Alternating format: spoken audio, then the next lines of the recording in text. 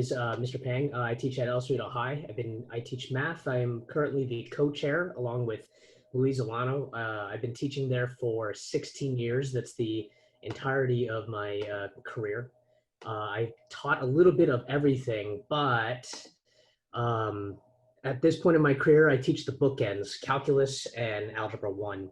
So my understanding is that the sequence is in the process of changing over the next couple of years, that algebra 1 and geometry are both being phased out at some point. And so I understand that there might be some concerns about that. So I thought I'd tell you what I'm seeing on my end in the high school, at the high school level. So this is my first time using this tool, but I think it's hard to monitor the chat while I'm sharing my screen like this. So we can watch the chat for you. Okay, all right. Well, then we'll do it that way. And then you said that they're being phased out, but only in the middle school, right? They're not being phased out of the high school, right? Yes, pardon me, phased out of the middle school. So eventually the goal is that Algebra 1 will be a 9th grade class. All 9th graders will be taking Algebra 1. That is the hope. Okay, so so for the last couple of years, this has been the way math has gone in our district, and particularly in the El Cerrito families. So students at the middle school level could start in Math 7 or Algebra 1, and then they kind of went along there. Under this system, it's possible for students to completely skip Math 7 and Math 8 if they started entirely in Algebra 1. And if they did that, then at the high school level, they would be taking calculus probably as a junior, is usually the way things go. We used to have an Algebra 2 trig class. That one's gone now. Correction, Algebra 2 trig is now called Algebra 2, and the class we used to call Algebra 2 without the trig is now gone. So that option has disappeared. So for Math 7 and 8, this isn't an entire list of everything that's covered. These are just some things I wanted to highlight, particularly geometry. There are some things like geometry that only show up like once or twice, and there are some things like solving equations that show up all over the place. Linear functions as well. So Algebra 1, this one's interesting. This is under Common Core. It looks different than Algebra 1 used to. Algebra 1 used to be all about solving equations and graphing straight lines. And now Algebra 1 is more about understanding functions, which, speaking as a calculus teacher, I'm very grateful for that change.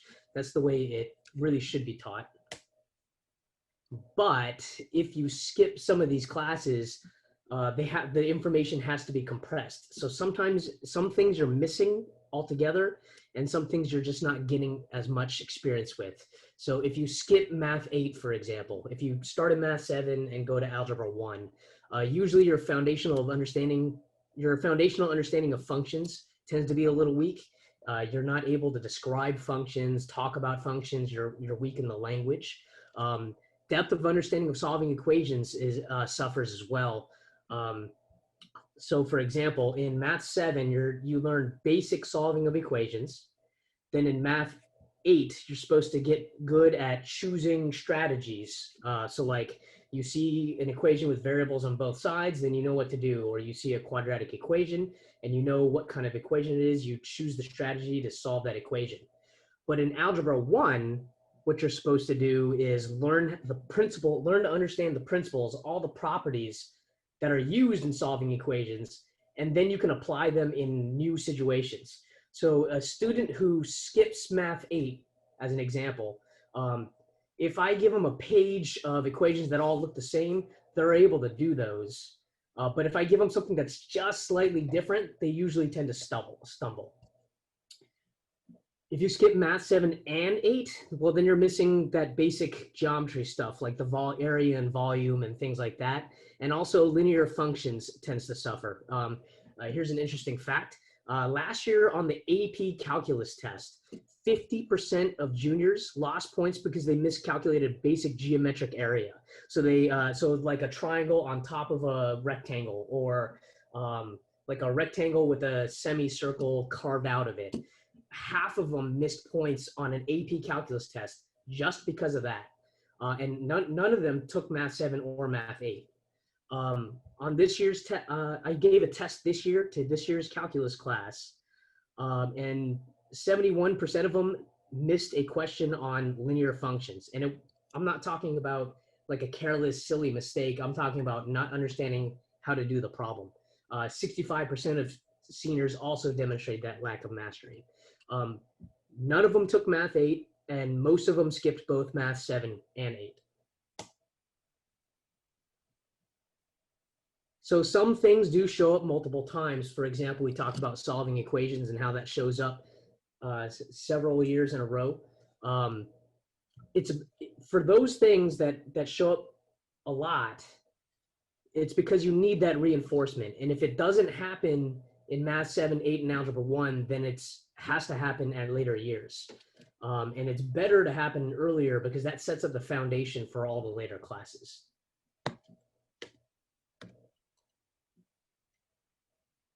So for students who skip Math 7, students that skip Math 8, and under that kind of a system, some things that I've noticed is there's a lot of racial disparity. You can, if you look at an Algebra 1 class versus an Algebra 2 class at El Cerrito High, I mean, you could draw color lines. Just an anecdote, earlier in my career, I remember I was teaching Algebra 1, and a student came in and actually said, oh, this is where all the black and brown kids are. And I remember one year we had a valedictorian who said that when he first arrived at El Cerrito, he felt that he had to choose between being a good student and being black. Now, ultimately, he was able to bridge the gap, but that is something that students feel very seriously. And then the other piece that happens is at the high school level, Algebra 1 is filled with the students who didn't get to take Algebra 1 or geometry at the middle school level. And so what you get is an oversaturation of classes with the students who are most at risk. And those students need a lot of attention. And when you have 10 or 15 of those in a class, it's really hard to meet all of those needs. Whereas if you have a class that's a lot more mixed in level, then maybe you have 1 or 2 of those in a class, and it's easier to give everybody everything that they need. And by the way, the divide that I'm talking about that happens earlier on, it's really not because of aptitude. It's usually due to early access to resources. Mr. Pang, Yes, when you get a break, we have a question, but go ahead. sure. Is it related to one of the earlier slides? Well, the question is this switched to high school away from middle school a nationwide Common Core thing, or is this a unique choice to WCC USD? So the federal government doesn't dictate what math classes anybody takes anywhere. So it is a local decision, but this is consistent with recommendations from the California Department of Education, the National Council for Teaching Mathematics, and also all the local universities say pretty much the same thing. So all of the experts at every level agree with this movement. Okay, so for the higher classes, the things that I've noticed is we have to reteach a lot of things. We teach algebra 1 concepts like linear functions in Algebra 1. We teach it in Algebra 2. We teach it in pre-calculus, and then I have to review it again in calculus. So we're teaching these classes almost with the assumption that they didn't learn it. And that's largely true. I think in a lot of cases, it's because they didn't get the practice earlier on and they need more time with it. And in other cases, they're just too young to absorb that abstract material. It's easier to learn more when you're older than when you're younger. And I've noticed that like older students always tend to pick up things a little bit easier. And so when you're covering a lot of the basics over and over and over again, that leaves less time for the things that are supposed to be taught in those courses, the things that are unique to pre-calculus or Algebra 2. And so you have less time for things like logarithms or trigonometry. And so the harder topics don't get the same kind of treatment that they really need. And now as a result of that, every class is at a lower level than it should be. Every class is less rigorous than what it would be at a lot of other schools. And as a result, really, the classes are less engaging. We're spending time talking about basic stuff and going over boring skills, instead of giving them really rich problems that are course level appropriate.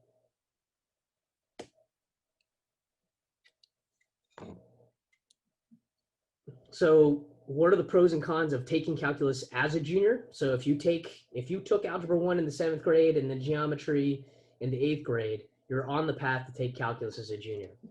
It is good for some students. If you really, really love math, then you can go on and take a college calculus class as a senior, like at a community college.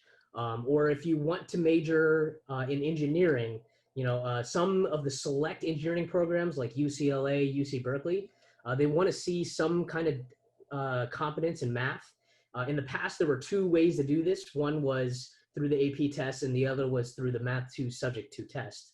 So I'm not quite sure about that second path now with the new law and everything. So, but that's a pretty small subset of students, and quite frankly, most students don't know that they want to go on that path when they're in the 7th grade. That's a lot to ask a 7th grader if they want to be an engineer. The cons are pretty much everybody has a weaker foundation. By the time they get to their senior year, there are fewer classes that they can take at the high school level. A lot of them don't actually take the college class. Either they take probability and statistics, or in a lot of cases, they just stop altogether. They're exhausted from doing so much math all the time. Students are often poorly prepared for the rigor of an AP calculus class as a junior, because the only AP class they would have taken prior to this one is AP World History, which is really not comparable. Whereas if you take it as a senior, if you take calculus as a senior, you've taken AP World, maybe you've taken AP US History, possibly AP English Language. You've taken all these other challenging classes that kind of ramp things up and help you get ready for a class like calculus.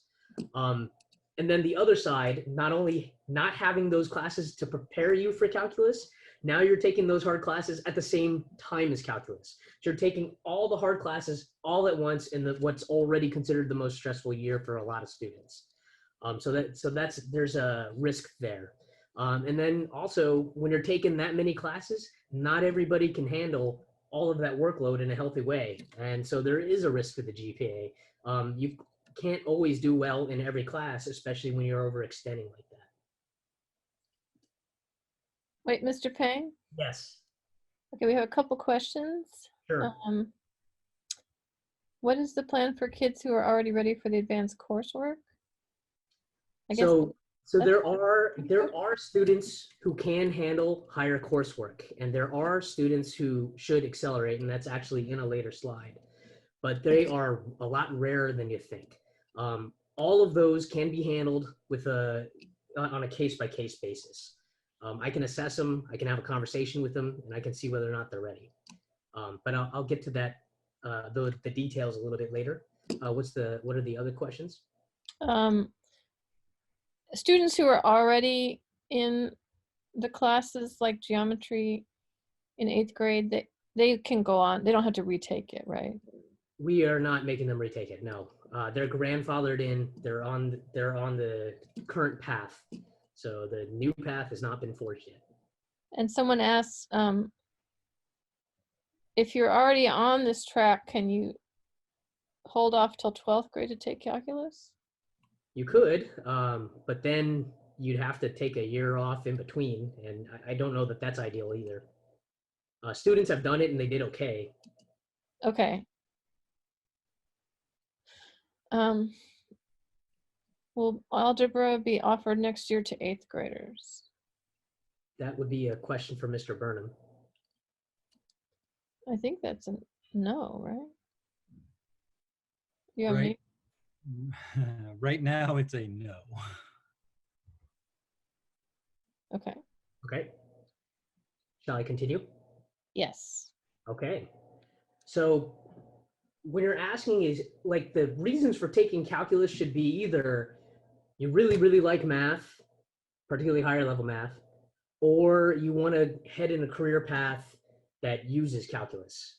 At least one of those should be true. And very few younger students know that. And so to me, it doesn't really make sense to ask them to make that choice. And then the other thing, this is a misconception that I hear a lot.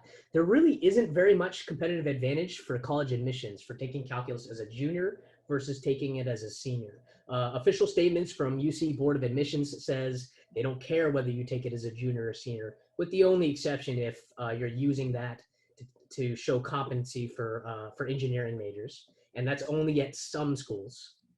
And then the other thing that UC says is that they don't rate calculus higher than any other AP class. So AP calculus counts the same in their formula as AP music history or AP studio art or AP psychology or AP statistics or AP physics or anything else. And so, it's not that calculus is rated higher than any other class. And I've heard this from other universities as well. So like even schools like the Ivy Leagues. One more question. Sure. Can you review, so in the Brave New World where Algebra 1 is freshman year,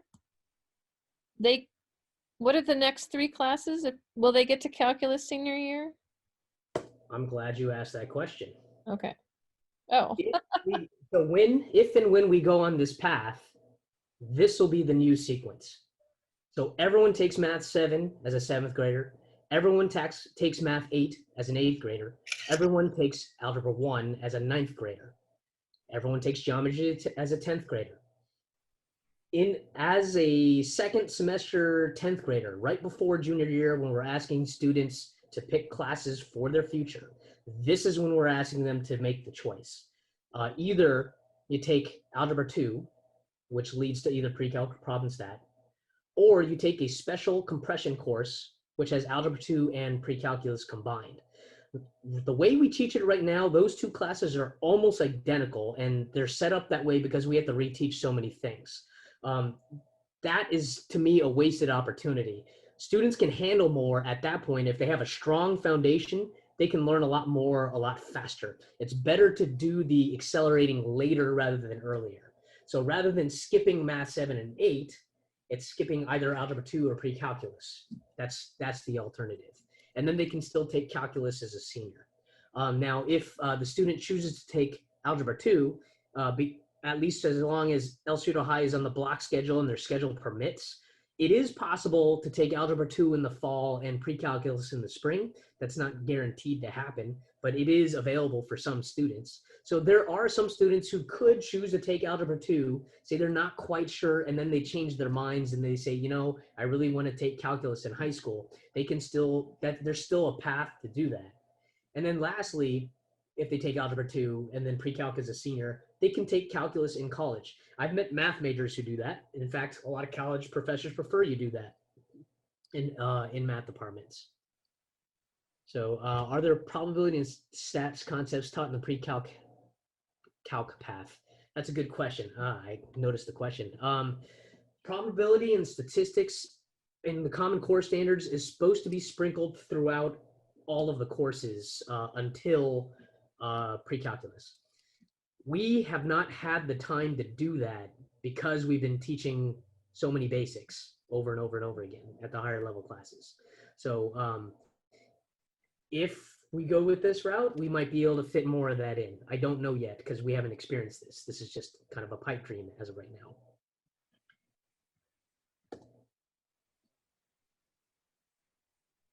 Okay, so now we're talking about the students who should and could accelerate. So these are special cases, and they're quite frankly hard to identify. Students who research math topics on their own free time, love math for their own sake. They usually attend things like math circles. They talk about things like number theory and clock math and other advanced math topics that you wouldn't get in a middle school or high school curriculum. Students who acquire a deep understanding of material. Those are the kinds of students that benefit from accelerating. So it's just taking a lot of extra classes like over the summer or after school. That's not really a good indicator by itself. Now, if that could be a part of it. If a student really loves math and does all these other things that I'm talking about, and then they also take these other classes to advance their case, then that's fine. But just taking high level classes for the sake of taking high level classes, it's not really a good idea to accelerate for that reason. It's a challenging class, and it's most beneficial taken if it's something you enjoy. Okay, and I've got one final piece of data for you, and I want to make this clear. This is not a criticism of Korematsu's teaching at all, but this breaks down the AP Calculus passing rate of juniors taking calculus, and it's broken down by two cohorts. 2017 and 2018 were the last 2 years who took calculus as juniors who did not take geometry at Korematsu. And 2019, 2020, those are the 2 years that did. The issue is not really it's not the quality of teaching that's happening at the lower level. The issue, in my opinion, is the number of students that are going through it. Even when we had it the way we used to have it, where it was 40 students spread out over 2 years, that was still too many people accelerating. The passing rate's 87.5%. It's not 100%. And so there were clearly a couple of students who would have benefited from going a little bit slower. And even the ones that passed, not all of them got 5s. Some of them barely squeezed by with 3s. And even if you got a 5, honestly, as someone who's looked at the scoring guides, you can get a 5 and still not have a really rock solid foundation. So in my opinion, even that group, it wasn't really ideal for most of them. And then the other thing I want to point out, even though that 81.25% pass rating sounds really good, that number is actually inflated a little bit by last year's numbers. So last year's, because of COVID-19, the College Board cut a lot of the curriculum out, and we had already finished everything before the school closed down. So we had a benefit there. 2, the test was given for us at an ideal time of the day. If you were in like Hong Kong, you were taking it at like 2 in the morning. If you were taking it here, you were taking it at like 11 in the afternoon. So we had an advantage there. And then lastly, we had a larger number of students choosing not to take the test, and some percentage of those would not have passed the test. So in reality, that 81.25% is probably more like 76. So it did result in quite a big drop. And again, when I interview the students, when I survey the students, they don't complain about their middle school teachers. They don't complain that that the teaching was poor. They themselves, the students themselves, say they were not ready for the course at the time that they took it. And I also want to point out, remember that these are the strongest students that we have in the entire school. So if they're saying that, then imagine the other students are just kind of squeezing in. So that's the entire of my presentation. I guess now it's just questions if we have time for it. We have a couple questions, but is Leslie on? You're there. Okay. Okay. Can you hang on a minute more? Yeah, sure. Tina, can you hang on too? Yes, absolutely. We're good. Okay, I guess you could have like 3 minutes, Mr. Pang. Okay. One question is why, if 11th grade is the hardest year, isn't Algebra 2 pre-calc very difficult as well? Compared to calculus, it's not even close. Okay.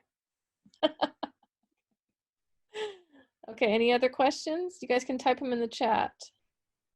And Mr. Pang, go ahead. Go ahead. Who, me? Do you have any recommendations for students who are already in the 8th grade and taking geometry? Like, how do they make up for example, the math 8 that they skipped to get that strong foundation? Some course in the summer, perhaps. Do you have any recommendation?